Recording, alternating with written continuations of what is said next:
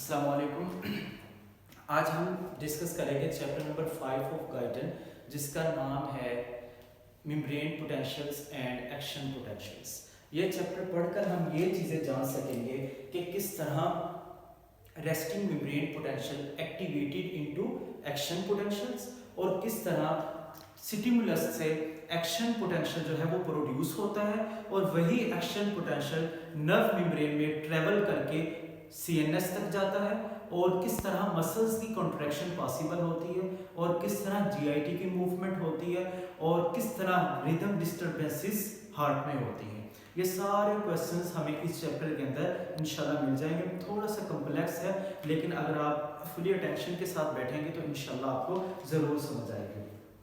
तो जो जो चीज़ें हमें समझ आएंगी वो तो मैंने आपको बता दी है कि कौन कौन सी चीज़ें हम इस चैप्टर में जा सकेंगे। बात हम कर रहे हैं मेम्ब्रेन पोटेंशियल्स और एक्शन पोटेंशियल्स की। तो सबसे पहले हम मेम्ब्रेन पोटेंशियल्स की बात करते हैं कि मेम्ब्रेन पोटेंशियल्स क्या है।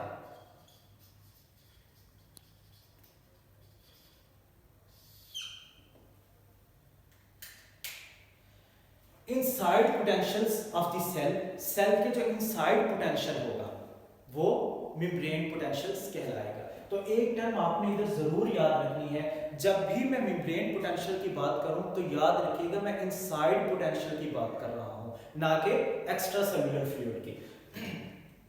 अब इनसाइड सेल जो पोटेंशियल है जब तक ये डिस्टर्ब नहीं हुआ ये मेम्ब्रेन पोटेंशियल कहलाता है। इनसाइड नेगेटिव पोटेंशियल जो है ये मेम्ब्रेन पोटेंशियल कहलाता है, जो कि -90 मिलीवोल्ट लगभग होता है। अब ये पोटेंशियल डिस्टर्ब हो जाता है। पहले सेल की ये स्टेट है, इस स्टेट को हम पोलराइज्ड स्टेट कहते हैं। सेल की polarized state, polarized state of cell, ठीक है। अब जब ये पोलैरिटी डिस्टर्ब हो जाती है, अब ये पोलैरिटी डिस्टर्ब हो जाती है, when this polarity disturbed,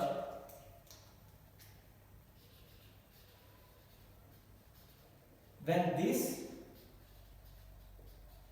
polarity disturbed and inside become positive called depolarization.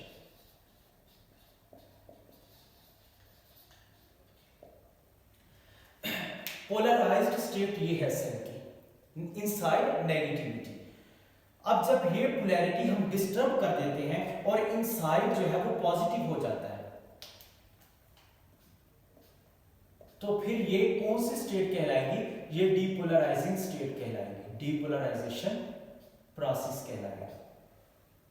अच्छा, अब तीसरी स्टेट कौन सी होगी? When cell restored its original state and inside become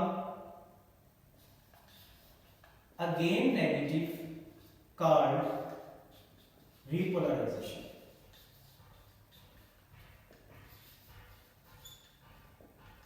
called repolarization मतलब पहली पोलराइज्ड स्टेट इनसाइड नेगेटिविटी, फिर वो पोलैरिटी डिस्टर्ब होगी, वो पोलैरिटी डिस्टर्ब होगी और इनसाइड बिकम पॉजिटिव और अंदर क्या हो गया? सारी पॉजिटिविटी होगी। उनको हमने क्या कहा? डीपोलराइजेशन, ठीक है।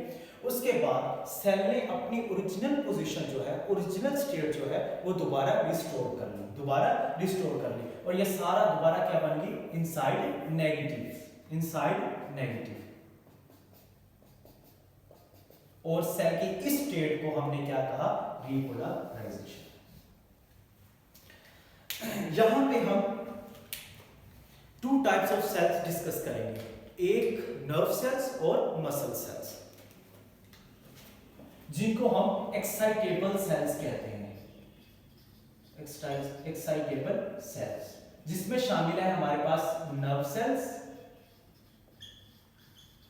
और मसल सेल।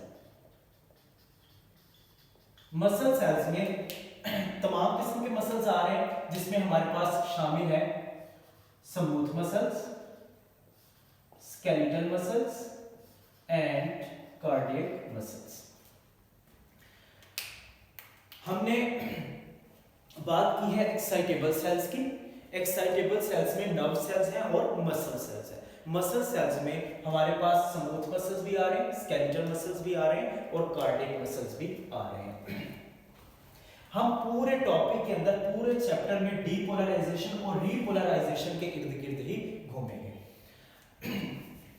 अब सपोज किया ये नर्व मेम्ब्रेन है, जिसका रेस्टिंग मेम्ब्रेन पोटेंशियल मैंने बताया है -90 मिलीवोल्ट। इसके किसी सर्टेन पॉइंट के ऊपर, यहां पे किसी सर्टेन पॉइंट के ऊपर एक्शन पोटेंशियल जो है वो डेवलप हो जाता है।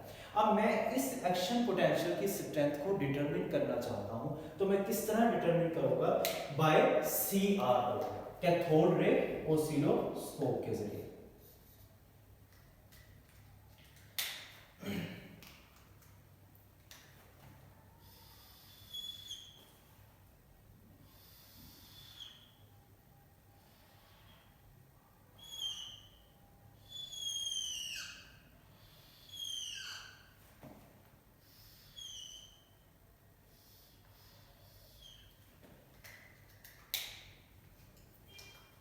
ये बीम ऑफ इलेक्ट्रॉन, ये हमारे पास स्क्रीन कहलाएगी। यहां पे प्लेट्स होंगी, 2 वर्टिकल और 2 हॉरिजॉन्टल प्लेट्स।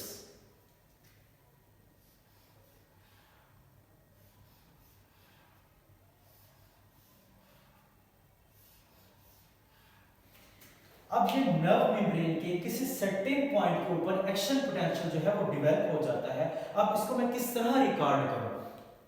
तो वो मैंने रिकॉर्ड किया CRO के जरिए। अब यहां पे मैंने इलेक्ट्रोड लगाया इस सर्टेन पॉइंट के ऊपर। इलेक्ट्रोड ने यहां पे जो इलेक्ट्रिकल चेंजेस हो रही है, उनको पिकअप किया। पिकअप करने के बाद इन चेंजेस को वो ले गया प्लेट्स के पास। प्लेट से ये चेंजेस जो हैं, इलेक्ट्रिकल चेंजेस जो हैं, ये मूव करके किसके पास है? स्क्रीन पे। और स्क्रीन से यहां हमने ग्राफ जो है वो रिकॉर्ड किया। यहां पे हमने ग्राफ रिकॉर्ड किया। ये इलेक्ट्रिकल चेंजेस पिकअप करके यहां पे इलेक्ट्रोड आ रहे हैं, इलेक्ट्रोड ने प्लेट से आगे मूव करके कहां पे गया? स्क्रीन पे। स्क्रीन से हमने ग्राफ रिकॉर्ड किया। अब वो ग्राफ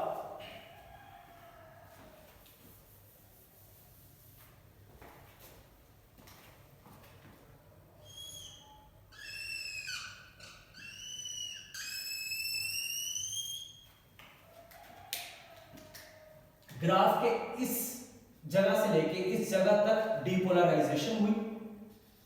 वो सारी तफसीली हम देखते हैं किस तरह होती है। और यहां से यहां तक क्या हुई? रीपोलराइजेशन। ठीक है। डीपोलराइजेशन कब हुई? जब सोडियम इनफ्लक्स हुआ, सोडियम की एंट्री हुई। और रीपोलराइजेशन कब हुई? जब पोटेशियम एग्जिट कर गया। जब पोटेशियम एग्जिट कर गया तब रीपोलराइजेशन हुई। डीपोलराइजेशन कब हुई? जब सोडियम एंटर हुआ। सोडियम के एंटर होने से, केटाइन के एंटर होने से डीपोलराइजेशन पॉसिबल हुई। रीपोलराइजेशन कब हुई? जब पोटेशियम जो है एग्जिट कर गया। इस तरह का ग्राफ जो है हमें हासिल होता है। इस ग्राफ को हम तफसीली देखेंगे। तो सिंपली डीपोलराइजेशन हो रही है।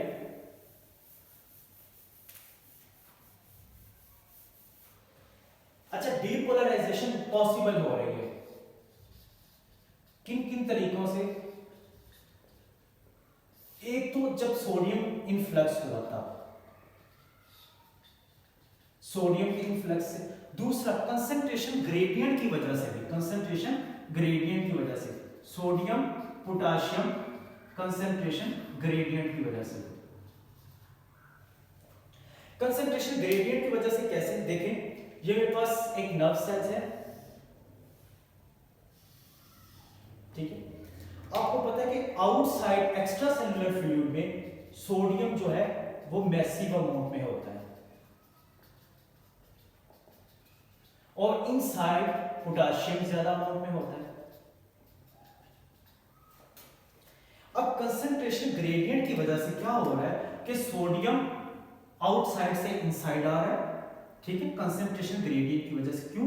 क्योंकि बाहर एक्स्ट्रा सेलुलर फ्लूइड में सोडियम ज्यादा है, इनसाइड सोडियम क्या है, कम, तो चीज ज्यादा से कम की तरफ आ रही है कंसंट्रेशन ग्रेडियंट की वजह से। सोडियम जो है कंसंट्रेशन ग्रेडियंट की वजह से बाहर से अंदर आ रहा है और पोटेशियम लीकी चैनल से जो है वो अंदर से बाहर जा रहा है। पोटेशियम जो है वो लीकी चैनल से बाहर जा रहा है। अब पोटेशियम डिफ्यूज आउट हो रहा है, सोडियम जो है वो इनसाइड डिफ्यूज हो रहा है कंसंट्रेशन ग्रेडियंट की वजह से। और इन सब चक्रों की वजह से क्या हो रहा है, डीपोलराइजेशन डेवलप हो रही है। इन सब चक्कर की वजह से क्या हो रहा है, डीपोलराइजेशन डेवलप हो रही है। अब पोटेशियम डिफ्यूज आउट हो जा रहा है मसल से और सोडियम जो है वो इनसाइड आ रहा है। तो किस वजह से, कंसंट्रेशन ग्रेडियंट की वजह से। तो ये तो लीकी चैनल्स हो गए, सोडियम के लीकी चैनल है या पोटेशियम के लीकी चैनल है। अगर दूसरी बात हम देखें, मैंने ये भी कहा था कि पिछले चैप्टर्स में हम पढ़ चुके हैं कि सोडियम पोटेशियम एटीपीएस पंप होते हैं, सोडियम पोटेशियम एटीपीएस पंप होते हैं जो क्या करते हैं। मैंने ये कहा था कि सोडियम पोटेशियम एटीपीएस पंप के 3 डोमेन्स इनसाइड होते हैं इस तरह, और 2 डोमेन जो है वो आउटसाइड होते हैं। इनसाइड क्या होगा, यहां पे सोडियम बाइंड होगा और आउटसाइड से पोटेशियम बाइंड होगा, और एक डोमेन होता है एटीपी के लिए, क्योंकि ये एक्टिव ट्रांसपोर्ट है तो इसके लिए एनर्जी चाहिए। अब इस डोमेन ने क्या किया, एटीपी की हाइड्रोलाइसिस करवाई, एडीपी बना और इनऑर्गेनिक फॉस्फेट बना। जब इसके 3 डोमेन्स के साथ सोडियम अटैच हो गया और बाहर पोटेशियम अटैच हो गया तो क्या हुआ, ये जो पंप है ये फ्लिप आउट हुआ, इस तरह फ्लिप आउट हुआ, यही सोडियम बाहर चले गए और ये पोटेशियम अंदर आ गया, ठीक है। तो क्या हुआ, 3 सोडियम जो है वो आउट और 3 पोटेशियम जो है वो 2 पोटेशियम जो सॉरी वो इन हो, ठीक। तो कंसंट्रेशन ग्रेडियंट की वजह से भी और सोडियम पोटेशियम एटीपीएस पंप की वजह से इसका सोडियम और पोटेशियम का आना जाना लगा रहता है। लेकिन एक बात मेरी और याद रखिएगा, जब ये रेस्टिंग फेज में हो, जब सेल रेस्टिंग फेज में हो तो क्या होगा, ये जो मेम्ब्रेन है ये परमिएबल होगी सिर्फ किसके लिए, पोटेशियम के लिए, किसके लिए, पोटेशियम के लिए, ना कि सोडियम के लिए। ये मेम्ब्रेन सोडियम के लिए परमिएबल नहीं होगी, कब, जब सेल रेस्टिंग फेज में हो। पोटेशियम के लिए तो परमिएबल है, पोटेशियम डिफ्यूज आउट होता रहेगा, आता जाता रहेगा लीकी चैनल से, क्योंकि मैंने आपको बताया लीकी चैनल अनरेगुलेटेड चैनल्स होते हैं। उसके बाद सोडियम परमिएबल नहीं होगा, सोडियम परमिएबल नहीं होगा, लेकिन आउटसाइड जो है न्यूरॉन मेम्ब्रेन की जो आउटसाइड है उसमें सबसे ज्यादा अमाउंट में सोडियम होगा और इनसाइड क्या होगा, पोटेशियम होगा। इनसाइड क्या होगा, पोटेशियम। केटाइन के अंदर आने से, केटाइन के अंदर आने से जो करंट प्रोड्यूस हो रहा है उसको हम इनवर्ड करंट कहते हैं। जब केटाइन अंदर आ रहे हैं और जब केटाइन बाहर जा रहे हैं, एक्स्ट्रा सेलुलर फ्लूइड में जा रहे हैं, तो हम कहेंगे कि ये आउटवर्ड करंट, ये क्या है, आउटवर्ड करंट है। तो ये बातें उम्मीद है कि आपको समझ आ गई होगी किस तरह सोडियम डीपोलराइजेशन की बात कर रहा था कि डीपोलराइजेशन कब कब डेवलप होगी। सोडियम की इन्फ्लक्स से या कंसंट्रेशन ग्रेडियंट की वजह से वो सोडियम पोटेशियम एटीपीएस पंप भी लगे हुए हैं, या कंसंट्रेशन ग्रेडियंट की वजह से उनका आना जाना है सेल के अंदर, तो डीपोलराइजेशन जो है वो डेवलप हो रही है। केटाइन के अंदर आने से पॉजिटिविटी जब सेल के अंदर डेवलप हो तो डीपोलराइजेशन डेवलप हो जाती है, और केटाइन जो है ये पोटेशियम जो है वो डिफ्यूज आउट हो रहे हैं। केटाइन जब बाहर जाए तो जो उस वक्त करंट प्रोड्यूस हो वो आउटवर्ड करंट कहलाता है, और जब केटाइन अंदर आए सेल में तो उस वक्त जो करंट प्रोड्यूस हो उसे हम इनवर्ड करंट कहते हैं।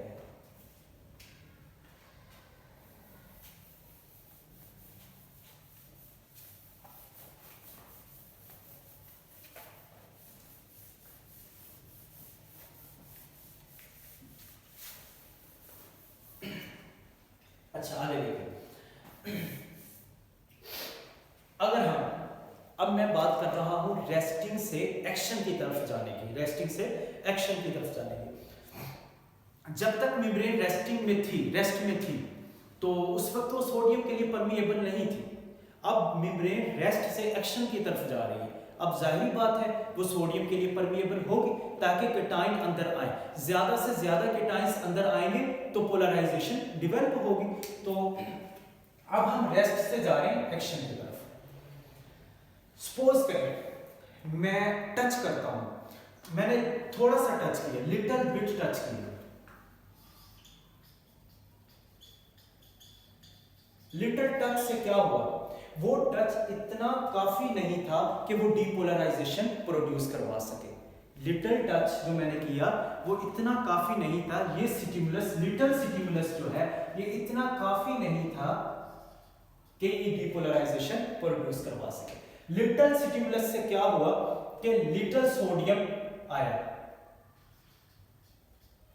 लिटिल सोडियम इंट्रैकल हुआ, ठीक है, लिटिल सोडियम इनफ्लक्स भी कह सकते हैं, आसान लफ्जों में। अब लिटिल थोड़े सोडियम से जो थोड़ा सोडियम आया है तो कम इनवर्ट करंट प्रोड्यूस हुआ है, तो क्या सोच है, इससे डीपोलराइजेशन होगी? तो याद रखिएगा लिटिल स्टिमुलस से लिटिल डिस्टॉर्शन हुई मेम्ब्रेन के अंदर और मेम्ब्रेन स्लाइटली फ्लैक्चुएट हुई। क्या? स्लाइटली फ्लैक्चुएट हुई। लिटिल सोडियम अंदर आया क्योंकि बहुत कम स्टिमुलस था, इतना कम स्टिमुलस था कि थोड़े गेट ओपन हुए, ठीक है, और थोड़ा सोडियम सेल के अंदर इंट्रैक्ट हुआ। वो सोडियम ना काफी था, वो केटाइंस ना काफी थे कि एक्शन पोटेंशियल जो है वो जनरेट करवा सके। तो अब डीपोलराइजेशन क्या सोच है आपकी डेवलप होगी? डीपोलराइजेशन डेवलप नहीं होगी, डीपोलराइजेशन डेवलप नहीं होगी। शर्त यहां पे एक ही है, हमारे पूरे चैप्टर के अंदर हमने एक ही करना है कि जब मेम्ब्रेन का पोटेंशियल, इस मोटी बात को याद रखिएगा, मेम्ब्रेन पोटेंशियल जब थ्रेशोल्ड पोटेंशियल तक पहुंच जाए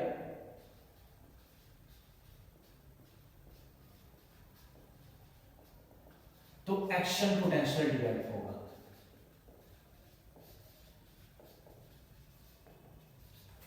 हमारा पूरा चैप्टर इसी लाइन के इर्द गिर्द घूमता है कि मेम्ब्रेन का पोटेंशियल थ्रेशोल्ड पोटेंशियल तक पहुंच जाए तब एक्शन पोटेंशियल जो है वो जनरेट होगा। जब तक मेम्ब्रेन का पोटेंशियल इस थ्रेशोल्ड पोटेंशियल तक नहीं पहुंचता एक्शन पोटेंशियल प्रोड्यूस नहीं होगा। क्यों? क्योंकि जब हम लिटिल टच करेंगे, लिटिल स्टिमुलस आएगा तो मेम्ब्रेन का पोटेंशियल थ्रेशोल्ड तक नहीं पहुंचेगा। जब थ्रेशोल्ड पोटेंशियल अचीव नहीं होगा तो डीपोलराइजेशन पॉसिबल, डीपोलराइजेशन इस चीज के रिस्पॉन्सिबल नहीं होगी कि वो एक्शन पोटेंशियल जनरेट करवाए। जब तक ये पोटेंशियल इस पोटेंशियल तक नहीं पहुंचता डीपोलराइजेशन नहीं होगी। जब तक डीपोलराइजेशन नहीं होगी एक्शन पोटेंशियल जनरेट नहीं होगा। एक सिंपल सी बात है, इसको याद रखिएगा, मेम्ब्रेन पोटेंशियल पर लाजिम है कि वो थ्रेशोल्ड तक पहुंचे। जब थ्रेशोल्ड तक पहुंच गया फिर आगे हमारी जिम्मेदारी नहीं, फिर खुद ब खुद एक्शन पोटेंशियल उसमें डेवलप हो जाएगा।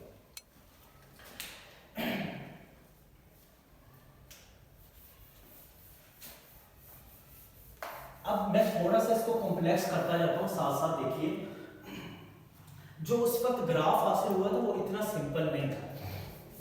अब इस ग्राफ के जरिए हमें हर चीज की समझ आ जाएगी, सिर्फ आपने ध्यान से देखना है। इसमें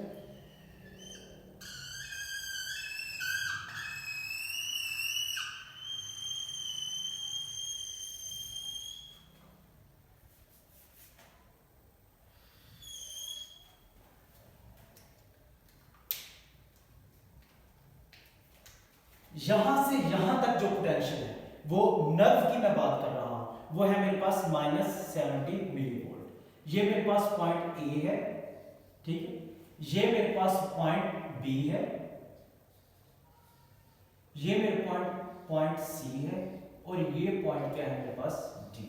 अब इन सब पॉइंट्स को आपने समझना है, बड़ी अटेंशन की जरूरत है। यहां पे जो पोटेंशियल था वो क्या है? -70। अब ए से बी बी पर जो पोटेंशियल है उसको मैं कह रहा हूं threshold potential, TP, threshold potential. और बी से सी तक जो पोटेंशियल है या इस सी पॉइंट के ऊपर जो पोटेंशियल है उसको मैं कहूंगा, फिर आगे सी से डी है, सी तक मैं पोटेंशियल कहूंगा अपस्ट्रोक,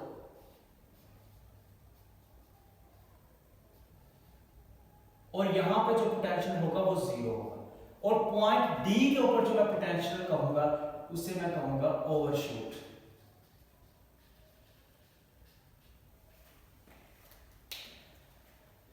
इस पॉइंट के ऊपर क्या पोटेंशियल है, -70।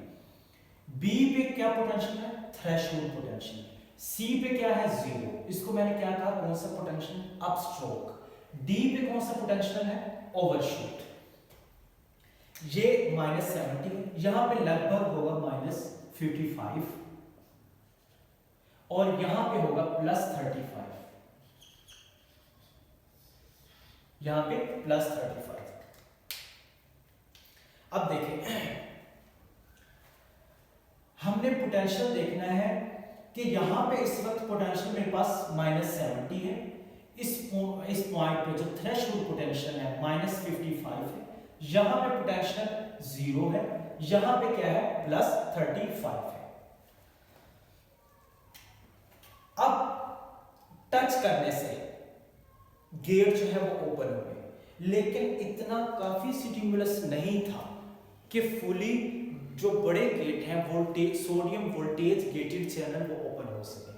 कम स्टिमुलस था, कम सोडियम एंटर हुआ, कम इन्फ्लक्स हुई सोडियम की, तो क्या हुआ, वो करंट इतना काफी नहीं था कि इस आरएमपी को, ये जो मेरे पास यहां पे है आरएमपी को उठा के ले जाए टीपी तक, आरएमपी को, रेस्टिंग मेम्ब्रेन पोटेंशियल को थ्रेशोल्ड पोटेंशियल तक पहुंचा दे। वो सोडियम की एंट्री इतनी काफी नहीं थी कि वो रेस्टिंग मेम्ब्रेन पोटेंशियल को थ्रेशोल्ड पोटेंशियल तक पहुंचा दे। अब सोडियम जो है वो अंदर आना शुरू हुआ। मैं साथ साथ इधर से समझाता भी जाता हूं। ये देखें,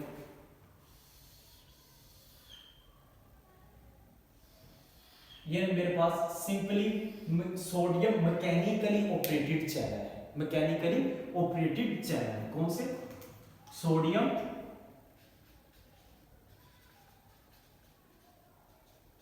मैकेनिकली ऑपरेटेड चैनल। अब जब मैंने लिटिल बिट टच किया, लिटिल डिस्टॉर्शन हुई सोडियम के अंदर, सोडियम इन्फ्लक्स हुआ लेकिन बहुत कम अमाउंट में सोडियम इन्फ्लक्स हुआ। एक्स्ट्रा सेलुलर फ्लूइड से सोडियम जो है इंट्रासेलुलर फ्लूइड में आना शुरू हो गया, लेकिन लिटिल स्टिमुलस था। क्या लिटिल स्टिमुलस से, लिटिल स्टिमुलस काफी होगा कि वो यहां तक पहुंच जाए थ्रेशोल्ड पोटेंशियल तक, इस पोटेंशियल को इस पोटेंशियल तक ले जाए, काफी होगा, काफी नहीं होगा। लिटिल स्टिमुलस से लिटिल बिट सोडियम अंदर आ रहा है, लिटिल इंट्रैक्टर हो रही है सोडियम की, ठीक है, और साथ साथ आपको पता है कि पोटाशियम के चैनल भी ओपन हुए पड़े हैं और पोटाशियम जो है वो बाहर जा रहा है, पोटाशियम जो है वो सेल से बाहर जा रहा है। एक तरफ से मैं केटाइन को सेल के अंदर ला रहा हूं, दूसरी साइड से मैं केटाइन को सेल से बाहर लेके जा रहा हूं, फिर मैं डीपोलराइजेशन करवा रहा हूं। पॉसिबल है इस तरह डीपोलराइजेशन? इस पॉइंट पे ये सारा काम हो रहा है।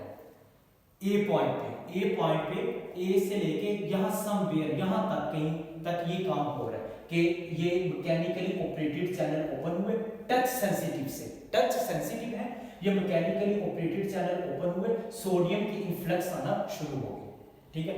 और जैसे सोडियम अंदर आ रहा है, पोटाशियम भी बाहर जा रहा है।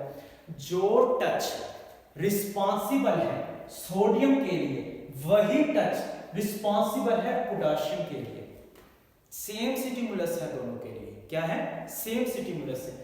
जो स्टिमुलस सोडियम के लिए आया है वही स्टिमुलस पोटाशियम के लिए है। तो बाहर से केटाइन आ तो रहे हैं अंदर, लेकिन अंदर से केटाइन बाहर भी जा रहे हैं, क्या डीपोलराइजेशन होगी?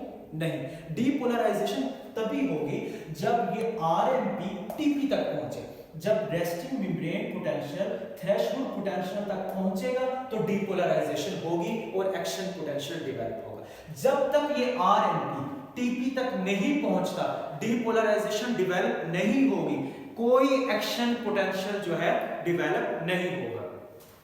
अब इस पॉइंट से इस पॉइंट तक समवेयर ये सारा चक्कर हो रहा है, सारा चक्कर हो रहा है। लिटिल स्टिमुलस से क्या हुआ? मैकेनिकली ऑपरेटेड चैनल ओपन हुए, केटाइन अंदर आना शुरू हो गए और केटाइन अंदर से बाहर जाना भी शुरू हो गए, क्योंकि जो स्टिमुलस सोडियम के लिए है वही स्टिमुलस पोटेशियम के लिए भी है। ठीक है, वही स्टिमुलस पोटेशियम के लिए है। तो हमने आरएमपी को टीपी तक पहुंचाना है, डीपोलराइजेशन होगी, एक्शन पोटेंशियल जो है वो डेवलप होगा। अच्छा, अब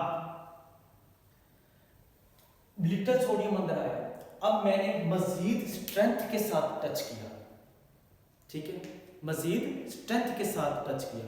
अब थोड़े थोड़े सोडियम अंदर आ रहे हैं, ठीक है, थोड़े थोड़े सोडियम अंदर आ रहे हैं सेल में, लिटिल अमाउंट में सोडियम आ रहे हैं, लिटिल इनफ्लक्स हो रही है। अब जब थोड़े थोड़े करके सोडियम अंदर आ रहे हैं, थोड़े channel mechanically operated channel open हुए, थोड़े सोडियम अंदर आ रहे हैं, वो डीपोलराइजेशन नहीं करवा रहे, वो इस पोटेंशियल को इस पोटेंशियल तक नहीं लेके जा रहे, क्योंकि केटाइन बहुत कम मिकदार में इन्फ्लक्स हो रहे हैं और साथ साथ एडिशनल पोटेशियम भी बाहर जा रहा है, एडिशनल पोटेशियम भी सेल से बाहर जा रहा है।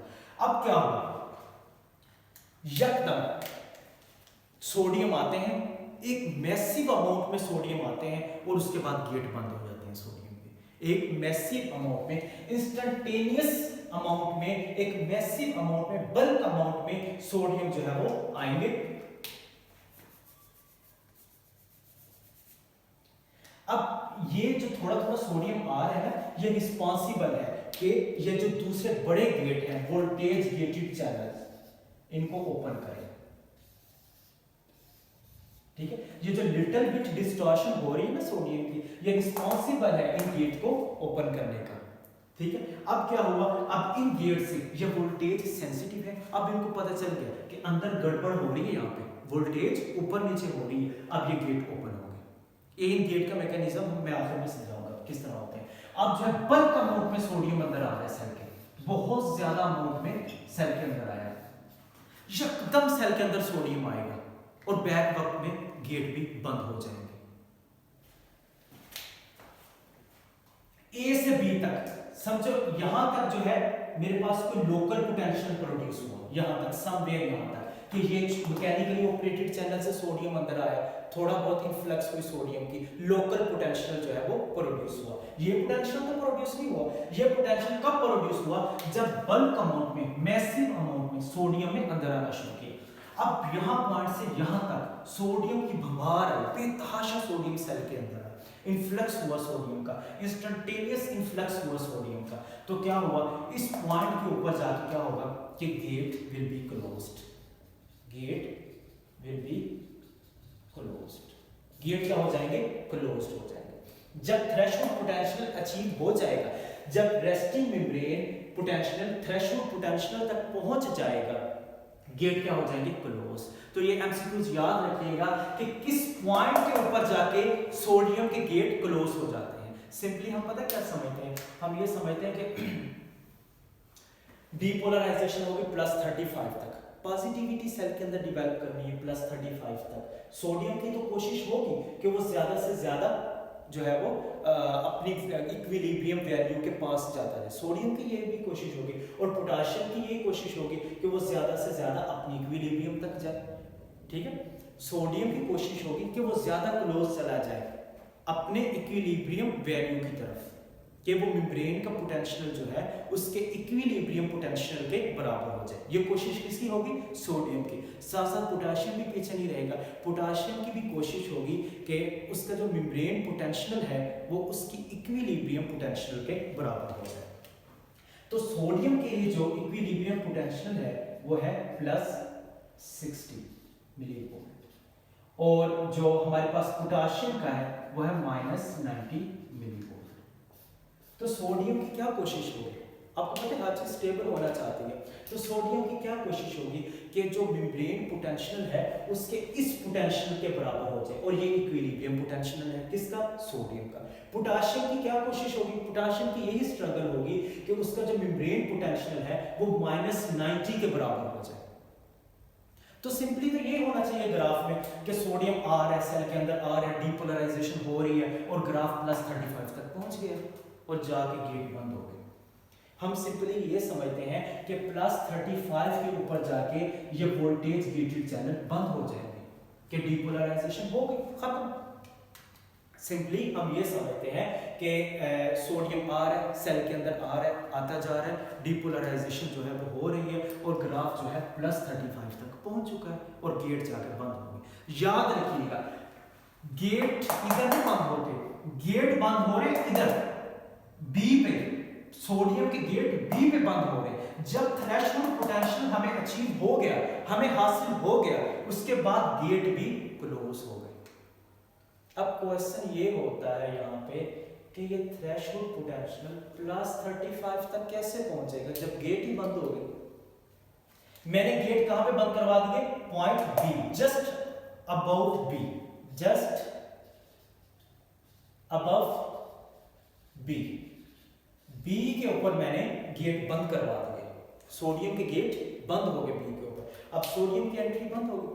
पहले सोडियम आ रहा था लिटिल बिट, थोड़ा थोड़ा करके मैकेनिकली ऑपरेटेड चैनल से, फिर एकदम बल्क अमाउंट में सोडियम आया। जैसे ही बल्क अमाउंट में सोडियम आया, ये रेस्टिंग भाग के थ्रेशोल्ड तक पहुंच गया। पहले लिटिल बिट सोडियम आ रहा था, ये देखिए जैसे मैंने शो करा, थोड़ा थोड़ा सोडियम आ रहा है। थोड़े थोड़े सोडियम आने से लिटिल इन्फ्लक्स है, लिटिल डिस्टॉर्शन हुई, स्लाइटली मेम्ब्रेन फ्लक्चुएट हुई, कोई डीपोलराइजेशन नहीं हुई। डीपोलराइजेशन तो तभी पॉसिबल है जब आरएमपी टीपी तक पहुंच जाए, और ये कब पॉसिबल है, जब एक बड़ी अमाउंट में सोडियम की एंट्री होगी, जब बड़ी अमाउंट में। तो यहां तक जो है एक बल्क अमाउंट में, मैसिव अमाउंट में, इंस्टेंटेनियस सोडियम जो है वो अंदर आया। जैसे बहुत बड़ी अमाउंट में सोडियम अंदर आया, पीछे से गेट बंद हो गए, पीछे से गेट क्या हो गए, बंद हो गए, पॉइंट बी के ऊपर गेट जाकर बंद हो गए। अब क्वेश्चन ये है, इधर तो मैंने केटाइन की एंट्री बंद करवा दी, केटाइन की एंट्री बंद करवा दी। अब ये थ्रेशोल्ड पोटेंशियल जो है +35 तक कैसे पहुंचेगा, तो याद रखिएगा इसका जवाब ये है कि ये टीपी जो सोडियम के आने से डेवलप हुआ है, थ्रेशोल्ड पोटेंशियल जो सोडियम के आने से आया है, ये काफी होगा कि मेम्ब्रेन का पोटेंशियल ये +35 तक ले जाए। ये काफी होगा कि मेम्ब्रेन पोटेंशियल को +35 तक ले जाए। टीपी काफी होगा कि मेम्ब्रेन पोटेंशियल को +35 तक ले जाए। सिंपली हम ये समझते हैं ना कि सोडियम आए जा रहा है, आए जा रहा है, केटाइन आए जा रहे हैं सेल के अंदर, डीपोलराइजेशन हो रही है, डीपोलराइजेशन हो रही है और ग्राफ +35 तक पहुंच गया। सिंपल, जब +35 तक पहुंचा तो गेट बंद हो गए, डीपोलराइजेशन होगी क्योंकि गेट बंद हो गए, लेकिन गेट तो बंद करवा दिए बी पे, जस्ट अबाउट बी पे। जब थ्रेशोल्ड पोटेंशियल अचीव हो गया, मैंने ये शर्त रखी है कि जब तक थ्रेशोल्ड पोटेंशियल अचीव नहीं होता, एक्शन पोटेंशियल जनरेट नहीं होता।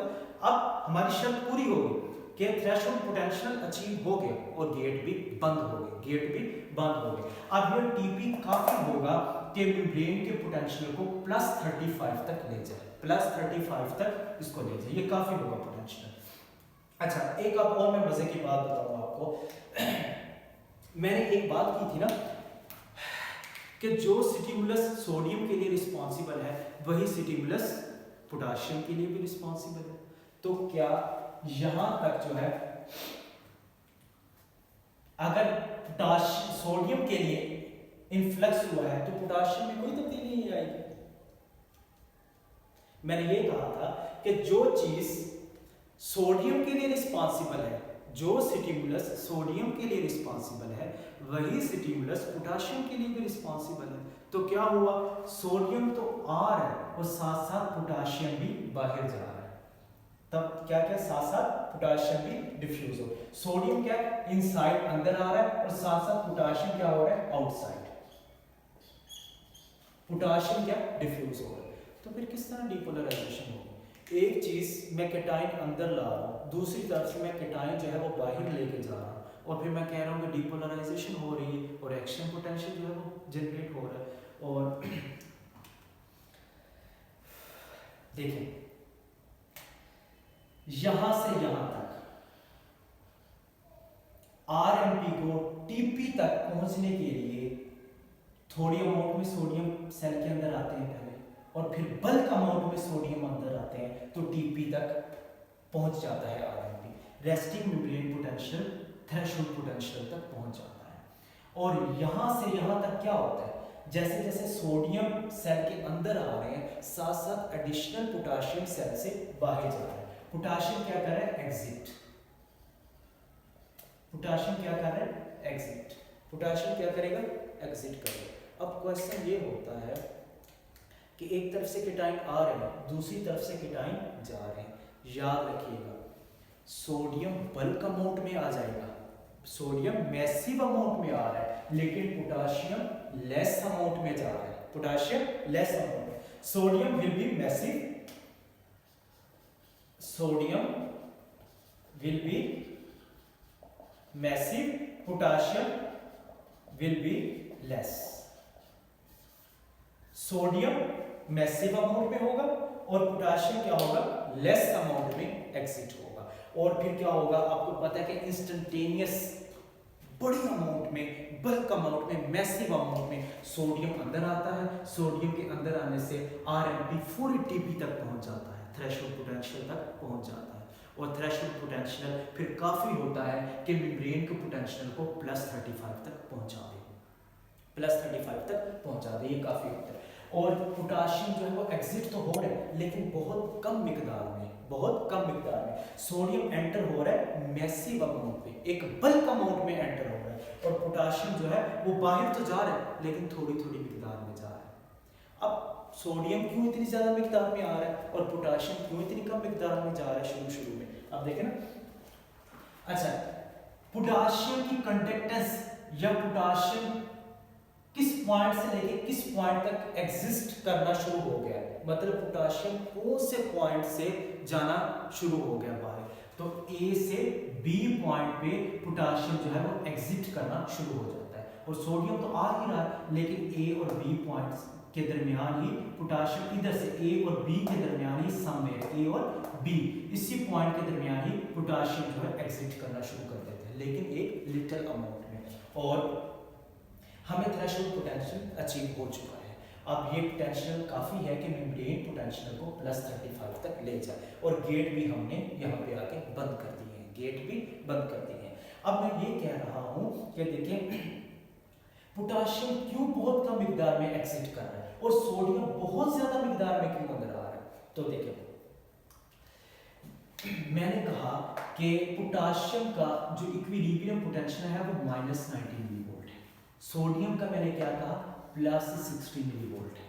ये मैंने बात बताई है कि पोटेशियम 90 मिलीवोल्ट माइनस और सोडियम का +60 मिलीवोल्ट।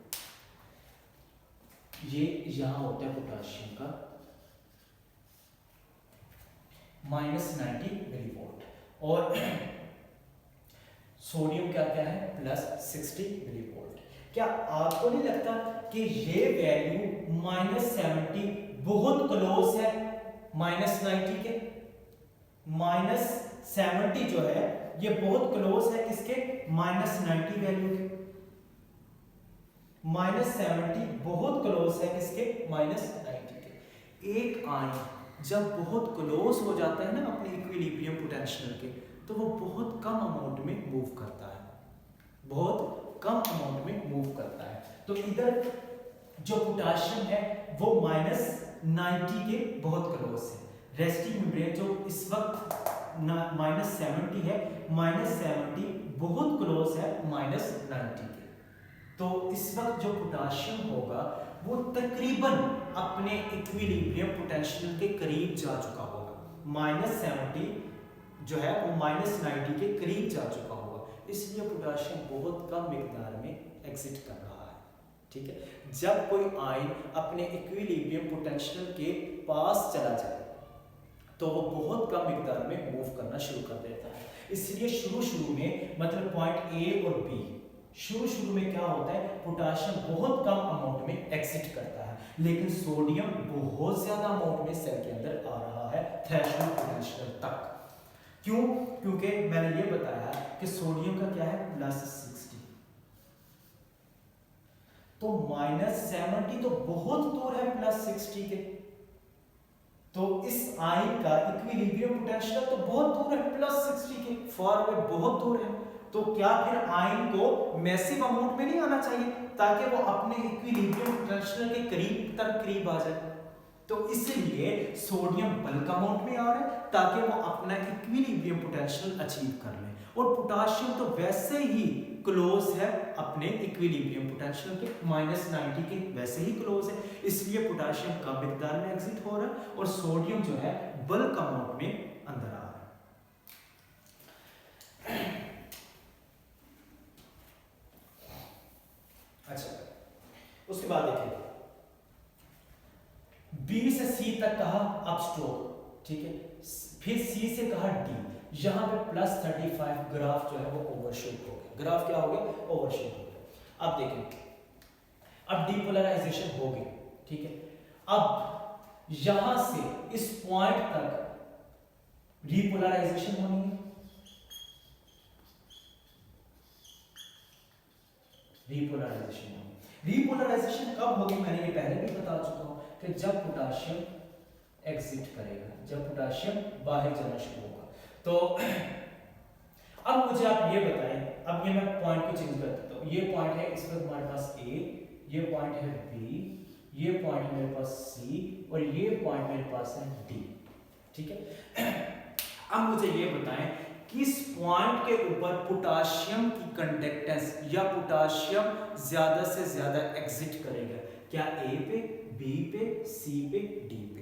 यहां पे मैंने ये कहा था कि किस पॉइंट के ऊपर गेट जो है वो क्लोज हो जाएंगे, कहां पे हुए? पॉइंट बी के ऊपर गेट क्या हो गए? सोडियम के क्लोज हो गए सारे, और हमें थ्रेशोल्ड पोटेंशियल अचीव हो गया, और ये काफी है कि मेम्ब्रेन पोटेंशियल को +35 तक ले जाए, ठीक है। और फिर मैंने ये कहा कि किस पॉइंट के ऊपर पोटाशियम की कंडक्टेंस शुरू हो जाएगी, मतलब पोटाशियम बाहर निकलना शुरू हो जाएगा, वो ए और बी, इनके दरमियान बिटवीन ए और बी इसकी कंडक्टेंस शुरू हो जाएगी, क्योंकि सेम स्टिमुलस रिस्पॉन्सिबल है सोडियम के लिए भी और पोटाशियम के लिए भी। तो पॉइंट ए से बी के दरमियान ही पोटाशियम जो है वो बाहर जाना शुरू हो जाएगा, लेकिन पोटाशियम कम अमाउंट में जाएगा, सोडियम ज्यादा अमाउंट में आएगा, ठीक है। पोटाशियम क्यों शुरू में कम अमाउंट में जाता है? इसलिए जाता है कि उसका जो पोटेंशियल है वो तकरीबन इस पोटेंशियल के करीब है, इसलिए जब आयन का पोटेंशियल इक्विलिब्रियम पोटेंशियल के करीब हो वो कम अमाउंट में मूव करता है। आपको पता है सोडियम का तो बहुत दूर है, -70 कहाँ, +60 कहाँ, तो इसलिए सोडियम को बल्क अमाउंट में सेल के अंदर आना पड़ता है। फिर मैंने अब इन पॉइंट को हमने चेंज किया ए बी सी डी, अब ग्राफ यहाँ पे ओवरशूट हो गया, तो इस पॉइंट से इस पॉइंट तक हम कहते हैं स्पाइक, ठीक है, स्पाइक। अच्छा, यहां पे हो रही है पोलराइजेशन, रिपोलराइजेशन, ठीक है, और इस पॉइंट से लेके इस पॉइंट तक जो है वो रैपिडली रिपोलराइजेशन हो रही है, बड़ी तेजी से जो है वो रिपोलराइजेशन हो रही है, लेकिन पॉइंट सी तक क्या है वो स्लो डाउन हो जाती है, क्या हो जाती है? वो स्लो डाउन हो जाती है। अब मुझे ये बताएं कि किस पॉइंट के ऊपर पोटाशियम जो है वो सेल से ज्यादा बाहर जाना शुरू कर देंगे, उनकी कंडक्टेंस मैक्सिमम हो जाएगी, रैपिडली हो जाएगी, बेतहाशा हो जाएगी, क्या ए के ऊपर, क्या बी के ऊपर, क्या सी के ऊपर, डी के ऊपर? आप में से ज्यादा ये सोच रहे हैं कि डी के ऊपर होगी, नहीं, पॉइंट ए के ऊपर होगी। क्यों? क्योंकि पॉइंट ए बहुत दूर है पॉइंट डी के, ये +35 -90 मिलीवोल्ट के बहुत दूर है, तो पोटाशियम का इक्विलिब्रियम पोटेंशियल -90 है और ये बहुत दूर है। मैंने ये कहा कि जब किसी आयन का इक्विलिब्रियम पोटेंशियल बहुत दूर हो उससे बहुत ज्यादा अमाउंट में कंडक्ट होना पड़ता है, ठीक है। या तो पॉइंट ए जो है पॉइंट डी से बहुत दूर है, तो पॉइंट ए के ऊपर पोटाशियम की कंडक्टेंस विल बी मैक्सिमम। किस पॉइंट के ऊपर?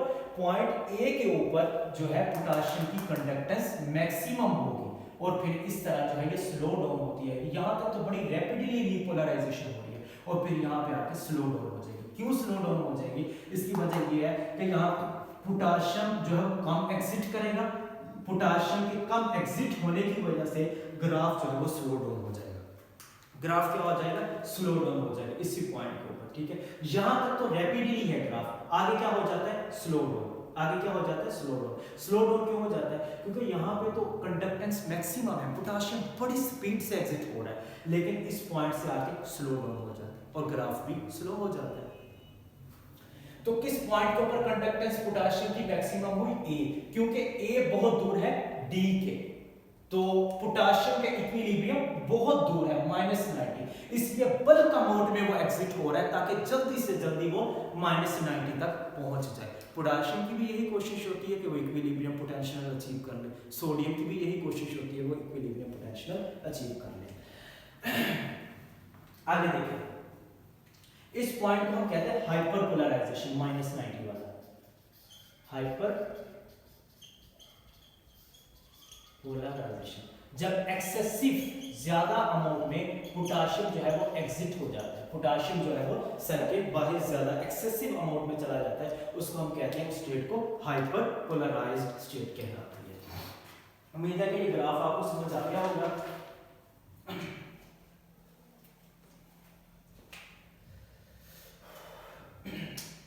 ये मैंने बहुत सिंपली करके आपको बताया है।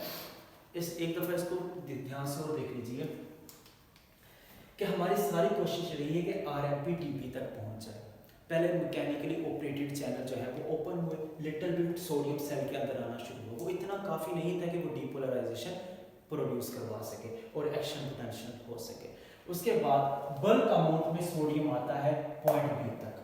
जब एक इंस्टेंटेनियस अमाउंट में, बल्क अमाउंट, मैसिव अमाउंट में सोडियम आता है तो साथ साथ सोडियम के गेट भी बंद हो जाते हैं और फिर किस तरह ग्राफ +35 तक पहुंचेगा, ये फिर मैंने बताया कि थ्रेशोल्ड पोटेंशियल काफ़ी होगा कि वो मेम्ब्रेन पोटेंशियल को +35 तक ले जाए। फिर मैंने ये बताया कि जो स्टिमुलस पोटाशियम के सोडियम के लिए रिस्पॉन्सिबल होगा वही पोटाशियम के लिए होगा। जब जाहिर बात सोडियम की एंट्री शुरू हुई तो पोटाशियम के साथ भी कोई गड़बड़ होगी, पोटाशियम ने भी एग्जिट करना शुरू कर दिया। लेकिन सोडियम बल्क अमाउंट में आ रहा है, शुरू में पोटाशियम बहुत कम अमाउंट में बाहर जा रहा है, इसलिए जा रहा है कि वो लगभग करीब है -90 के, जो कि उसका अपना इक्विलिब्रियम पोटेंशियल है। सोडियम ज़्यादा क्यों आ रहा है? क्योंकि सोडियम की इक्विलिब्रियम पोटेंशियल अभी बहुत दूर है, -70 से +60 तक बहुत सफ़र है, इसलिए सोडियम जो है वो बहुत बल्क अमाउंट में सेल के अंदर आता है और वजह बनता है थ्रेशोल्ड पोटेंशियल की, और थ्रेशोल्ड पोटेंशियल वजह बनता है एक्शन पोटेंशियल की, और वो मेम्ब्रेन को +35 तक ले जाता है। इस पॉइंट के ऊपर अब रिपोलराइजेशन स्टार्ट होगी। रिपोलराइजेशन में क्या होगा कि ए पॉइंट के ऊपर पोटाशियम की कंडक्टेंस विल बी मैक्सिमम, ज़्यादा से ज़्यादा पोटाशियम जो है वो बाहर जाना शुरू हो जाएंगे, ठीक है। और फिर आहिस्ता आहिस्ता ग्राफ जो है वो स्लो डाउन होता है। स्लो डाउन क्यों हो जाता है? क्योंकि पोटाशियम जो है वो कम मिकदार में एग्जिट होना शुरू हो जाता है और ग्राफ भी स्लो डाउन हो जाता है। इस पॉइंट से इस पॉइंट तक ये जो इस तरह कर्व है ये हाइपर पोलराइजेशन कहलाती है, क्योंकि इसमें एक्सेसिव अमाउंट में पोटाशियम जो है वो सेल से बाहर चला जाता है। फिर मैंने ये कहा कि ऐसा नहीं होता कि सोडियम अंदर आए जा रहा है और डीपोलराइजेशन हो रही है और +35 तक ग्राफ पहुंचा, सोडियम के गेट बंद हो गए। ऐसा पॉसिबल नहीं होता, गेट इधर ही बंद हो जाते हैं पॉइंट बी के ऊपर ही। लेकिन जब ये पोटेंशियल डेवलप हो जाता है, इस कदर काफ़ी होता है कि मेम्ब्रेन के पोटेंशियल को +35 तक ले जाए। आगे देखिए,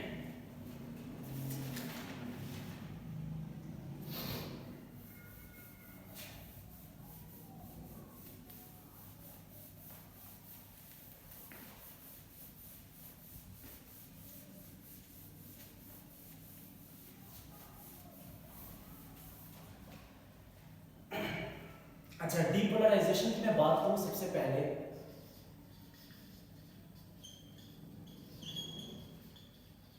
डीपोलराइजेशन, तो ये ग्राफ जो मैंने बनाया है अभी,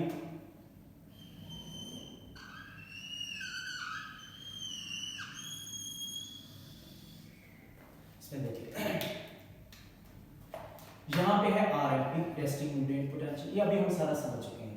यहाँ पे है थ्रेशोल्ड पोटेंशियल, ठीक है, और ये लगभग ये है -70, मैं नर्व सेल की बात कर रहा हूँ, और ये क्या है -55 तक, और ये क्या है +35, और यहाँ पॉइंट क्या है 0 का, ठीक है, और ये क्या है -90 मिलीवोल्ट। अब पहले देखें तो ग्राफ स्लो डाउन है, किस पॉइंट से, आरएमपी से लेके थ्रेशोल्ड तक, उसके बाद ग्राफ जो है बड़ी तेजी से ओवरशूट कर जाता है, ठीक है। तो आरएमपी से टीपी तक, from RMP to threshold potential, graph जो है वो स्लो जा रहा है, ग्राफ जो है वो स्लो जा रहा है। उसकी वजह क्या है वो मैं बताता हूं कि क्यों -70 से -55 तक जो है वो ग्राफ स्लो डाउन जा रहा है। 2 फेजेस है ना, एक फेज ये है मेरे पास, ये फर्स्ट फेज है, और ये मेरे पास सेकंड फेज है। फर्स्ट फेज में ग्राफ स्लो जा रहा है, मतलब आरएमपी से थ्रेशोल्ड पोटेंशियल तक ग्राफ स्लो जा रहा है, और फिर यहाँ से यहाँ तक जो है वो ओवरशूट कर जाता है। तो देखें यहाँ से यहाँ तक स्लो क्यों जाता है, जब तक थ्रेशोल्ड पोटेंशियल अचीव नहीं होता क्यों स्लो हो जाता है। उसकी वजह ये होती है कि देखिए लिटल स्टिमुलस आया, क्या लिटल स्टिमुलस आया, लिटल स्टिमुलस से क्या हुआ कि लिटल चैनल, थोड़े चैनल ओपन हुए, ठीक है, तो लेस इन्फ्लक्स हुआ सोडियम का, लेस इन्फ्लक्स हुआ किसका, ऑफ सोडियम। मैं पॉइंट आरएमपी से लेके टीपी तक बात करूं, मतलब ए से लेके पॉइंट बी के दरमियान बात कर रहा हूं, ए से लेके बी के बात कर रहा हूं कि क्यों पहले ग्राफ जो है वो स्लो होता है ए से लेके बी तक। 2 फेजेस हैं इसके, एक ये और मतलब एक फेज है ए से बी तक, दूसरी है बी से डी तक फेज। तो क्या होता है कि लिटल, हम यहाँ पे शुरू में लिटल स्टिमुलस आता है तो लिटल इन्फ्लक्स होता है सोडियम का, मैकेनिकली ऑपरेटेड चैनल ओपन होते हैं और बहुत कम अमाउंट में सोडियम जो है वो सेल के अंदर आता है। उसके बाद जब वोल्टेज में गड़बड़ होती है तो फिर बड़े वोल्टेज गेटेड चैनल ओपन होते हैं और फिर बहुत ज़्यादा अमाउंट में सोडियम अंदर आता है, गेट क्या हो जाते हैं, बंद। इस पॉइंट पे जाके गेट बंद हो जाते हैं। इस पॉइंट से इस पॉइंट तक देखते हैं लेस इन्फ्लक्स ऑफ सोडियम का, बहुत कम मिकदार में जो है वो चैनल ओपन हुए, तो क्या हुआ कि लोकल पोटेंशियल प्रोड्यूस हुआ, कोई थ्रेशोल्ड पोटेंशियल प्रोड्यूस नहीं हुआ, ठीक है, लोकल पोटेंशियल प्रोड्यूस हुआ, ठीक है। उसके बाद मोर गेट ओपन हुए, ठीक है, मोर गेट ओपन से क्या हुआ कि मोर सोडियम इन्फ्लक्स हुआ, और फिर क्या हुआ कि उससे हमें मिल गया थ्रेशोल्ड पोटेंशियल। इन फेजेस में देखें तो क्या हो रहा है, मैं ये बता रहा हूं कि ए से बी तक ग्राफ स्लो डाउन क्यों होता है, इसलिए होता है कि सबसे पहले तो लिटिल बिट सोडियम अंदर आता है, मेम्ब्रेन स्लाइटली फ्लक्चुएट होती है, ठीक है, उस वक्त जो पोटेंशियल प्रोड्यूस होता है वो कॉल्ड लोकल पोटेंशियल कहलाता है। और लोकल पोटेंशियल काफी नहीं होता कि वो मेम्ब्रेन को इस थ्रेशोल्ड पोटेंशियल तक ले जाए, वो इतना काफी नहीं होता कि वो लोकल पोटेंशियल इतना काफी नहीं होता कि वो मेम्ब्रेन को थ्रेशोल्ड पोटेंशियल तक ले जाए। अब मजीद गेट ओपन हुए, मजीद गेट ओपन से क्या हुआ कि ज्यादा से ज्यादा सोडियम बल्क अमाउंट में सोडियम सेल के अंदर आया और गेट क्या हो गए, बंद हो गए, ठीक है। तो फिर क्या हुआ, हमें थ्रेशोल्ड पोटेंशियल अचीव हो गया। यहाँ पे लोकल पोटेंशियल हमें कब अचीव हुआ, जब लिटल के टाइम कमिंग, ठीक है, एंड लिटल मेम्ब्रेन फ्लक्चुएट, बहुत कम मेम्ब्रेन जो है वो बहुत कम फ्लक्चुएट होगी, और साथ साथ क्या होगा, एडिशनल पोटेशियम गोज आउट, ठीक है, एडिशनल पोटेशियम जो है वो गोज आउट कर जा रहा है। वही फेस मैंने बताई है ना कि जो सोडियम के लिए स्टिमुलस रिस्पॉन्सिबल होगा वही स्टिमुलस पोटेशियम के लिए है। अब जैसे जैसे सोडियम अंदर आ रहा है, लोकल पोटेंशियल प्रोड्यूस हो रहा है, साथ साथ ये एडिशनल पोटेशियम भी बाहर जा रहा है सेल के, सोडियम अंदर आ रहा है, लोकल पोटेंशियल प्रोड्यूस हो रहा है, साथ साथ क्या हो रहा है, पोटेशियम भी सेल से बाहर जा रहा है, ठीक है। तो अब जब वोल्टेज गेटली चैनल्स ओपन होंगे, बहुत बल्क अमाउंट में सोडियम जो है वो अंदर आएगा, तो थ्रेशोल्ड पोटेंशियल अचीव होगा, तो वो भी एक्शन पोटेंशियल जनरेट होगा। इसलिए पॉइंट ए से बी तक जो है वो ग्राफ जो है वो स्लो डाउन जाता है। उसकी वजह यह है कि यहाँ पे मैकेनिकली ऑपरेटेड चैनल ओपन होते हैं, जिससे लिटिल बिट सोडियम अंदर आता है, और वो काफ़ी नहीं होता कि वो थ्रेशोल्ड पोटेंशियल अचीव कर सके, वो सिर्फ लोकल पोटेंशियल जनरेट करवाता है। लोकल पोटेंशियल जब जनरेट होता है तो क्या होता है कि थोड़े सोडियम अंदर आते हैं और साथ साथ एडिशनल पोटेशियम भी सेल से बाहर चले जाते हैं। अच्छा, उसके बाद फिर मजीद गेट ओपन होते हैं। जब गेट ओपन हो जाते हैं मजीद, तो बहुत ज़्यादा अमाउंट में सोडियम अंदर आता है, और जब बहुत ज़्यादा अमाउंट में सोडियम अंदर आ जाता है तो फौरी गेट बंद भी हो जाते हैं और थ्रेशोल्ड पोटेंशियल भी अचीव हो जाता है। ये फिर काफ़ी होता है कि ये +35 तक मेम्ब्रेन का पोटेंशियल ले जाए, ये बात होगी। इसलिए जो है ग्राफ स्लो होता है। ये सब मतलब लोकल पोटेंशियल की बात होगी। अगर मैं थ्रेशोल्ड पोटेंशियल की बात करूं कि थ्रेशोल्ड पोटेंशियल पर क्या होगा एट टीपी, थ्रेशोल्ड पोटेंशियल पर क्या होगा, आपको पता है कि क्रिटिकल नंबर जो है, critical number of sodium channel जो है वो ओपन होंगे, ठीक है। बहुत ज्यादा अमाउंट में सोडियम के चैनल्स ओपन होंगे, तो जाहिर बात है ज्यादा से ज्यादा सोडियम इन्फ्लक्स होगा, ज्यादा से ज्यादा सोडियम इन्फ्लक्स होगा। जब ज्यादा से ज्यादा सोडियम इन्फ्लक्स हो रहा है तो टीपी हमें हासिल हो रहा है, थ्रेशोल्ड पोटेंशियल हमें अचीव हो गया। यहाँ पे गेट क्या हो गए, क्लोज हो गए इस पॉइंट पे, ठीक है। टीपी से क्या हुआ कि डीपोलराइजेशन होगी, डीपोलराइजेशन, और फिर हमें क्या एक्शन पोटेंशियल जो है वो जनरेट होगा। ये थ्रेशोल्ड पोटेंशियल की बात हो रही है कि बहुत ज्यादा अमाउंट में सोडियम इन्फ्लक्स हुआ, थ्रेशोल्ड पोटेंशियल अचीव हो गया, वहां पे गेट क्लोज हो गए, फिर आगे डीपोलराइजेशन होगी, एक्शन पोटेंशियल जो है वो हमें मिल गया, और ये टीपी जो है वो मेम्ब्रेन को +35 तक ले गया।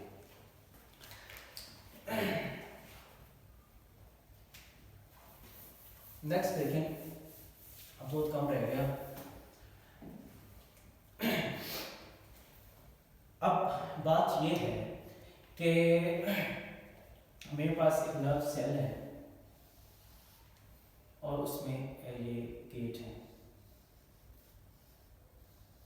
ठीक है। ये सोडियम जो है वो सेल के अंदर आ रहा है, लेकिन +60 तक नहीं पहुंच रहा, +35 तक ही ग्राफ जा रहा है, लेकिन जाना कहां तक चाहिए, +60 तक, वो नहीं जा रहा, +35 तक जा रहा है, आगे नहीं जाता। ये समझने के लिए हमें एक टर्म समझनी पड़ेगी, उसको हम कहते हैं हाइपोनेट्रीमिया। हाइपोनेट्रीमिया, इसका क्या मतलब है, इसका मतलब ये है कि डिक्रीज, कम कर देना एक्स्ट्रा सेलुलर सोडियम, जो ECF में एक्स्ट्रा सेलुलर में सोडियम पड़ा हुआ है उसकी अमाउंट का कम हो जाना। इस तरह एक्शन पोटेंशियल का एम्पलीट्यूड भी डिक्रीज हो जाएगा या ये डिक्रीज होगा। तो हाइपोनेट्रीमिया को समझे थोड़ा सा। हाइपोनेट्रीमिया में क्या होगा कि सपोज करें ये मेरे पास सेल है, इसके अंदर जो सोडियम है वो मेरे पास है 14 इक्विवेलेंस पर लीटर, और बाहर जो है मेरे पास 145 इक्विवेलेंस पर लीटर है। तो क्या होगा, बाहर से कंसंट्रेशन ग्रेडियंट की वजह से सोडियम जो है वो सेल के अंदर आ रहा है, मैसिव अमाउंट में सोडियम अंदर आ रहा है, डीपोलराइजेशन हो रही है। मैसिव अमाउंट में मतलब बाहर 145 है, अंदर क्या है 14, तो मैसिव अमाउंट में सोडियम अंदर आ रहा है, डीपोलराइजेशन हो रही है, ठीक है। अब यहाँ ये जो एक्स्ट्रा सेलुलर फ्लूइड है इसमें ECF में सोडियम की मिकदार कम हो जाती है, 125 आप लगाएं, ये हो जाती है।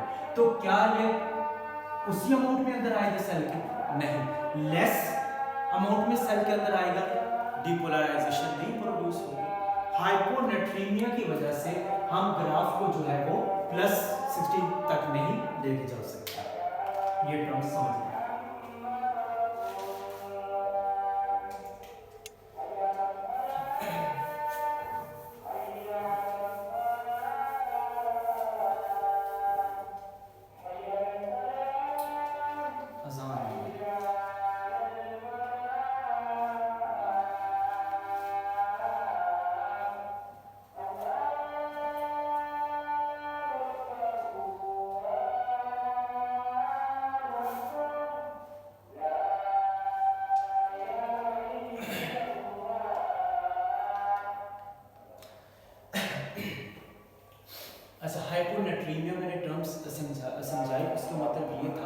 एक्स्ट्रा सेलुलर फ्लूइड में सोडियम जो है वो कम हो जाता है, इसलिए कम से कम सोडियम सेल के अंदर आ रहा है और फुली डिपोलराइजेशन जो है वो प्रोड्यूस नहीं हो रही।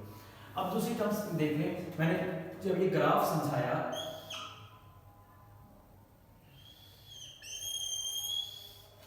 मैंने ये कहा कि यहाँ पे तो जो है इस पॉइंट के +35 की मैं बात कर रहा हूँ, at +35 potassium conductance will be maximum. Potassium की कंडक्टेंस क्या हो जाएगी, मैक्सिमम हो जाएगी।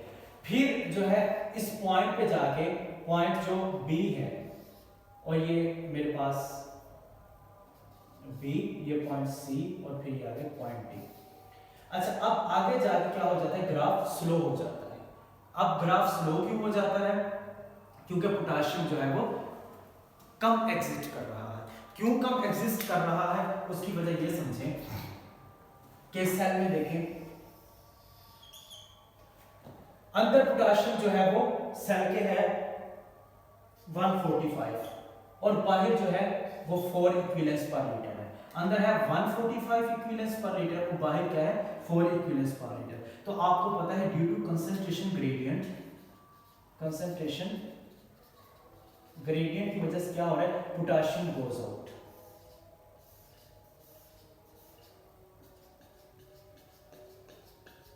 सारे केटायन जो है वो बाहर जा रहे हैं।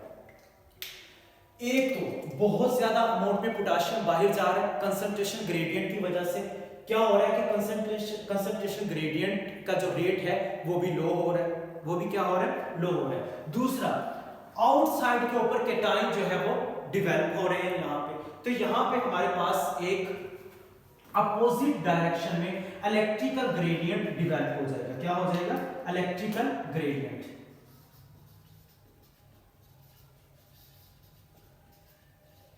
इलेक्ट्रिकल ग्रेडियंट डिवेलप हो जाएगा अपोजिट साइड में। इसको समझिए क्या डिवेलप होगा इलेक्ट्रिकल ग्रेडियंट, कंसंट्रेशन ग्रेडियंट की वजह से बहुत ज्यादा अमाउंट में पोटाशियम बाहर जा रहा है, ठीक है, लेकिन दूसरी साइड पे ईसीएफ में क्या हुआ कि ये डिवेलप हो गया इलेक्ट्रिकल ग्रेडियंट अपोजिट डायरेक्शन में। अब क्या हुआ, मिसाल ये है कि अगर 100 पोटाशियम जो है वो बाहर जा रहे हैं, 100 पोटाशियम बाहर जा रहे हैं और ये इलेक्ट्रिकल ग्रेडियंट डिवेलप हो गया, ये सारा पॉजिटिविटी डिवेलप होगी यहाँ पे। अब क्या होगा, अब इलेक्ट्रिकल ग्रेडियंट जो अपोजिट डायरेक्शन में डिवेलप हुआ है उसकी वजह से कुछ पोटाशियम जो है वो अंदर आना शुरू हो जाएंगे। पोटाशियम मतलब अगर 100 पोटाशियम बाहर जा रहा है तो घूम फिर के 4 से 5 पोटाशियम जो है वो दोबारा अंदर भी आ रहे हैं सेल के। क्यों, due to electrical gradient. Electrical gradient की वजह से क्या हुआ कि पोटाशियम फिर दोबारा सेल के अंदर आ रहे हैं। कंसंट्रेशन ग्रेडियंट की वजह से क्या हुआ था, केटायंस बाहर जा रहे हैं, अपोजिट साइड में ये डेवलप हो गया इलेक्ट्रिकल ग्रेडियंट, ठीक है। अब ज्यादा पॉजिटिविटी यहां हो गई तो अब यहां से चीज यहां जाना शुरू हो जाएगी। तो क्या हुआ, अब पोटाशियम 2 से 4, 4 से 5 पोटाशियम जो है वो अंदर जाना शुरू हो जाएंगे ड्यू टू इलेक्ट्रिकल ग्रेडियंट। इसलिए ग्राफ क्या हो जाता है, स्लो। यहां पे ग्राफ क्या हो जाता है, स्लो।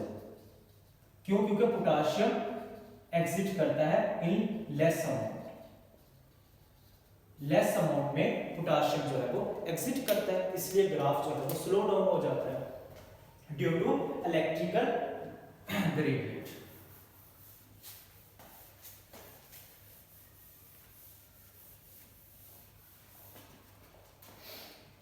नेक्स्ट देखें, अब थोड़ा सा गेटिंग मैकेनिज्म समझ लेते हैं कि गेट किस तरह ओपन होते हैं और क्लोज होते हैं। तो मैं बात कर रहा था कि ये ग्राफ स्लो डाउन क्यों हो जाता है।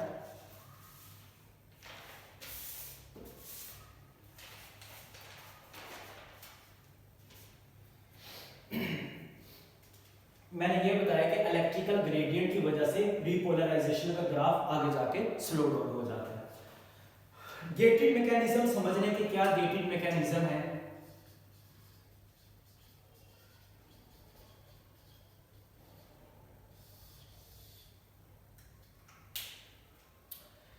अब जो सोडियम के गेट्स हैं वो वोल्टेज गेटेड चैनल्स हैं।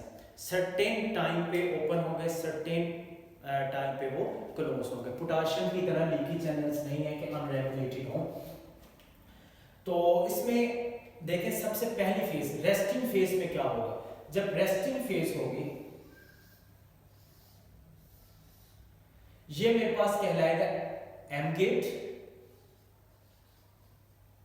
और इसको एक्टिवेशन गेट भी कहते हैं, और ये कहलाएगा एच गेट, इसको इनएक्टिवेशन गेट भी कहते हैं। ये तो रेस्टिंग फेज में है ना, ये क्या है रेस्टिंग फेज में है कि एम गेट एक्टिवेशन गेट कहलाता है, एच गेट इनएक्टिवेशन गेट कहलाता है, और इनको हम कहते हैं सोडियम वोल्टेज गेटेड चैनल्स, जो सेंसिटिव होते हैं वोल्टेज के, क्या वोल्टेज के सेंसिटिव, जो इनसाइड वोल्टेज है उसके क्या होंगे सेंसिटिव होंगे।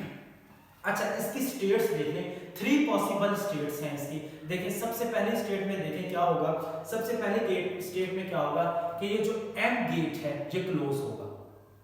फर्स्ट स्टेट इसकी स्टेट देखें कौन सी होगी, फर्स्ट स्टेट देखें, ये जो एम गेट है ये क्या होगा क्लोज, एम गेट क्या होगा क्लोज, और ये एच गेट क्या होगा ओपन, ये क्लोज और ये क्या है ओपन, ठीक है। अच्छा अब स्टिमुलस आया, स्ट्रॉन्ग स्टिमुलस आया, स्ट्रॉन्ग स्टिमुलस से क्या हुआ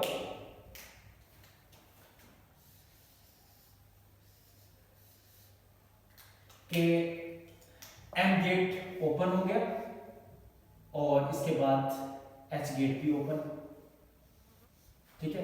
अब बल्क अमाउंट में सोडियम अंदर आना शुरू हो गया, जैसे ही बल्क अमाउंट में सोडियम अंदर आया हमें थ्रेशोल्ड पोटेंशियल मिल गया, टीपी अचीव हो गई हमें, ठीक है, टीपी अचीव हो गई। अब गेट क्या होंगे, ये कहलाती है इनएक्टिवेशन स्टेट,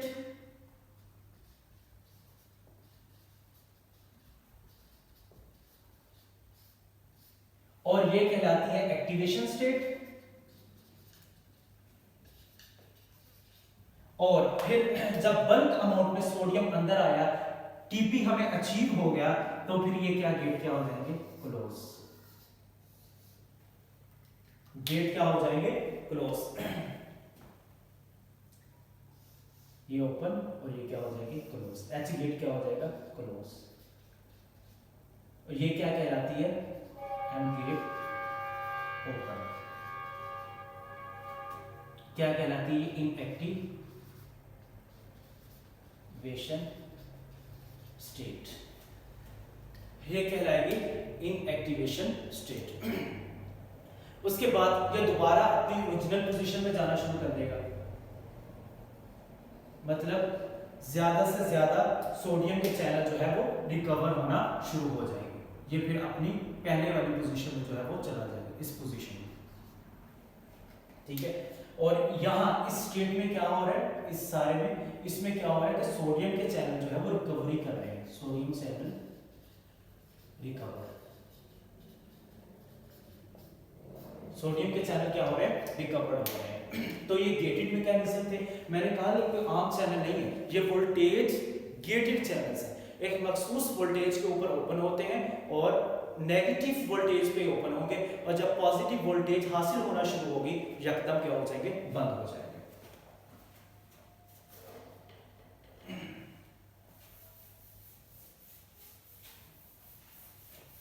अच्छा इसमें 2 टर्म्स हमारी रहती हैं बस, एक रिफ्रैक्टरी पीरियड क्या कहलाता है और एक ऑल और नन प्रिंसिपल क्या है। रिफ्रैक्टरी पीरियड देखें,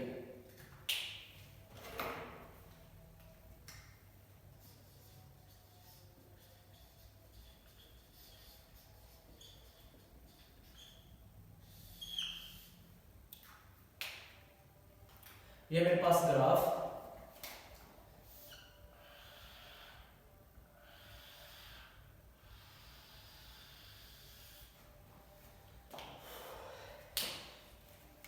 ये क्या था -70, दूसरी बात कर सकता हूँ, ये क्या था -70, ये क्या था -50, ये क्या था 0, ये क्या है +35 और ये क्या -90 मिली वोल्ट। ठीक है, अब यहां तक जो है ये मेरे पास पॉइंट ए था, ये बी, ये क्या था सी, ये क्या है डी। ठीक है, अब क्या हुआ कि गेट जो है ओपन हुए, पहले मैकेनिकली ऑपरेटेड चैनल ओपन थे, थोड़े कम मिकदार में सोडियम आ रहा था, फिर बल्क अमाउंट में सोडियम आया और गेट जो है वो यकदम क्लोज हो गए। ठीक है, अब पॉइंट ए और बी की मैं बात कर रहा हूं। अब पहले आपने यहां पे स्टिमुलस अप्लाई किया, इसको मैं कहूंगा S1, यहां पे आपने स्टिमुलस अप्लाई किया। ठीक है, अब यहां सब पूरे पॉइंट के ऊपर डीपोलराइजेशन हो रही है। अब मजीद आप स्टिमुलस अप्लाई नहीं कर सकते, एक दफा आपने नॉर्मल स्टिमुलस अप्लाई किया, फिर जब स्ट्रॉन्गर स्टिमुलस अप्लाई किया तो ये दूसरे जो गेट हैं वोल्टेज गेटेड चैनल ये ओपन हो गए। ठीक है, अब डीपोलराइजेशन हो गई, अब मजीद आप स्टिमुलस नहीं प्रोड्यूस करवा सकते, कोई दूसरी स्टिमुलस आप जनरेट नहीं करवा सकते, दूसरी एक्साइटेशन आप जनरेट नहीं करवा सकते। ठीक है, आपने S1 के ऊपर स्टिमुलस अप्लाई किया, ठीक है, और क्या हो रही है डीपोलराइजेशन हो रही है, यहां पे जाके क्या हो गए गेट क्लोज हो जाते हैं, जो सारा मैं आपको प्रोसेस बता चुका हूं। ठीक है, यहाँ पे पहले सब थ्रेशोल्ड पोटेंशियल प्रोड्यूस होता है, सब थ्रेशोल्ड पोटेंशियल से फिर आगे ये लोकल पोटेंशियल कहलाता है, फिर आगे ये लोकल पोटेंशियल रिस्पांसिबल होता है कि वो थ्रेशोल्ड पोटेंशियल जनरेट करवाए, और यहाँ पे जाके क्या हो जाता है इस पॉइंट के ऊपर गेट बड़े ये वाले गेट ओपन हो जाते हैं और यहाँ पे जाके क्लोज हो जाते हैं। पॉइंट बी के ऊपर यहाँ पे ओपन हुए, यहाँ पे क्लोज हो गए जाके। अब इस पॉइंट के ऊपर आपने S1 स्टिमुलस अप्लाई किया, ये नहीं कि आप थोड़ी देर के ऊपर सपोज करिए मेरे पास टाइम है, मैं एक्सेस पे ले रहा हूँ, आप ये नहीं कि यहाँ पे भी स्टिमुलस अप्लाई कर रहे हैं, फिर अप्लाई किया, नहीं, कब तक आप अप्लाई नहीं कर सकते जब तक वो -40 मिली वोल्ट तक ना पहुंच जाए, -40 यहां तक ना पहुंचे, -40 मिली वोल्ट तक ना पहुंचे। इस पॉइंट के ऊपर जाकर मैक्सिमम सोडियम के चैनल जो है वो रिकवर हो जाते हैं और फिर डीपोलराइजेशन के लिए तैयार हो जाते हैं,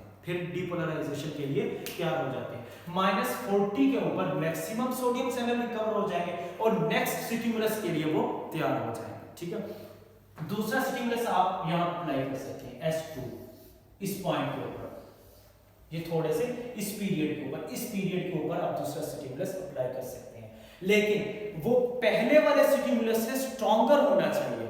शर्त ये है कि वो पहले वाले स्टिमुलस से स्ट्रॉन्गर होना चाहिए, तब ही नर्व रिस्पॉन्सिबल होगी अगली एक्साइटेशन की।